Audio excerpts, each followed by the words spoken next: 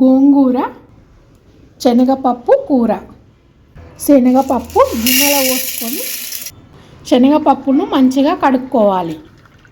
కడిగిన శనగపప్పులో మంచినీళ్ళు పోసుకొని పక్కన పెట్టుకొని గంట సేపు నానబెట్టుకోవాలి. గోంగూర గిన్నెలో వేసుకొని కొంచెం ఉప్పు వేసుకొని గోంగూర మంచిగా కడుక్కోవాలి. కడిగిన గోంగూరను చిన్న ముక్కలుగా కట్ చేసుకోవాలి.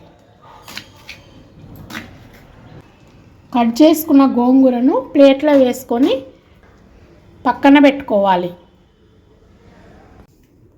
కడిగి కట్ చేసి పెట్టుకున్న కొత్తిమీర, కరివేపాకు, పుదీనా, పచ్చిమిరపకాయ ముక్కలు, ఉల్లిగడ్డ ముక్కలు.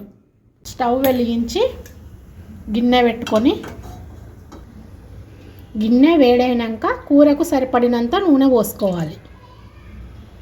నూనె వేడైంది, స్టవ్ చిన్నగా పెట్టుకోవాలి. జీలకర్ర, ఆవాలు వేసుకోవాలి. ఎండుమిర్చీలు సుంచేసుకోవాలి. ఉల్లిగడ్డ ముక్కలు వేసుకోవాలి. పచ్చిమిరపకాయ ముక్కలు వేసుకోవాలి. కలుపుకోవాలి. కొత్తిమీర, పుదీనా, కరివేపాకు వేసుకోవాలి. స్టవ్ పెద్దగా పెట్టుకొని ఎర్రగా వేంపుకోవాలి.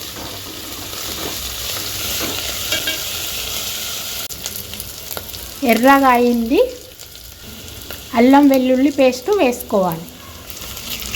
కలుపుకోవాలి. పసుపు వేసుకోవాలి. కలుపుకోవాలి. నానబెట్టుకున్న శనగపప్పు పోపులో వేసుకోవాలి.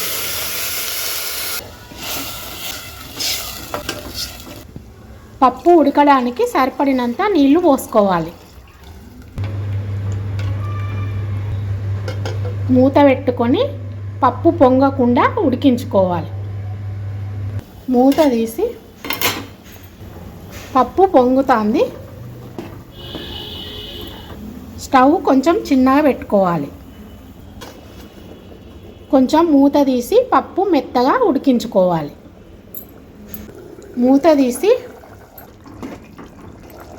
పప్పులో వాటరు దగ్గరికి అయినాయి. పప్పు ఉడికిందా చూడాలి. పప్పు ఉడికిందా అని చేయితోటి ఇట్లా చూసుకోవాలి. పప్పు ఉడికింది. కట్ చేసి పెట్టుకున్న గోంగూర పప్పులో వేసుకోవాలి. కలుపుకోవాలి. కూరకు సరిపడినంత కారం వేసుకోవాలి. సరిపడినంత ఉప్పు వేసుకోవాలి. కలుపుకోవాలి. మూత పెట్టుకొని కొద్దిసేపు ఉడికించుకోవాలి. మూత తీసి కలుపుకోవాలి.